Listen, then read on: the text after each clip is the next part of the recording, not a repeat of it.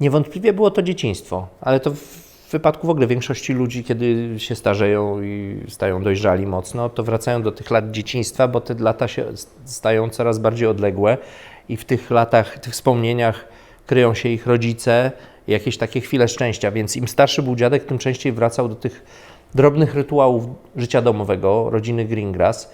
Wracał na ulicę Sienkiewicza 52, przypominał sobie swoją mamę Fajgle, która wraca z targu z siatkami pełnymi owoców, pamiętał smak gruszek, pamiętał smak jabłek, pamiętał zupę wiśniową, którą mama robiła, pamiętał rytuały przy stole, pamiętał smak chleba, który chyba się nazywał komiśniak, z tego co mi dziadek mówił.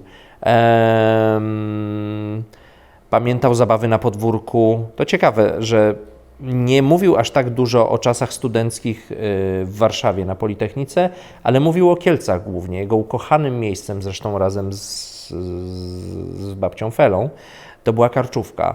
Wyprawy na Karczówkę, spacery półgodzinne albo czasami wyprawy rowerowe i później wspinanie się tam na tą klasztorną górę, na której nigdy nie byłem. To były ich ulubione randki. Kochał też chodzić do parku,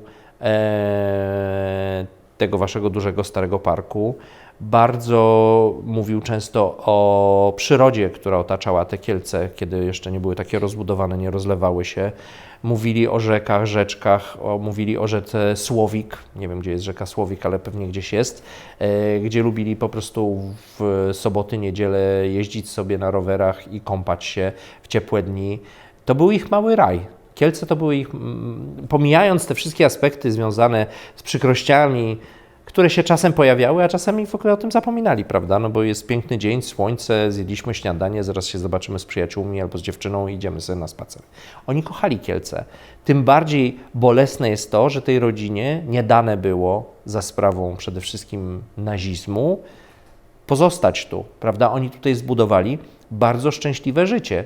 Wtopili się w tkankę miasta, świadczyli usługi nie tylko żydowskiej ludności, ale przede wszystkim w ogóle ludności kieleckiej, no bo tutaj Kopel Greengrass robił zdjęcia, nie wiem, podczas wizyty Piłsudskiego w Kielcach. Władze kościelne prosiły go o zrobienie dokumentacji podczas obchodów świąt religijnych katolickich. Ludzie przychodzili, żeby robił zdjęcia do komunii.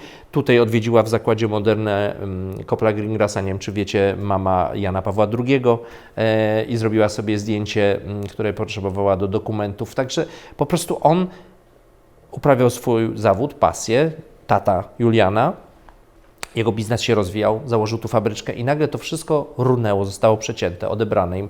Cały dorobek ich życia, no włącznie z życiem, które zostało im odebrane. Więc to był jakiś horror. Tym bardziej powstała ta cezura na to, co było przed wojną, te szczęśliwe chwile rodzinne i po wojnie, kiedy trzeba było, została ich garstka i musieli od zera odbudowywać życie.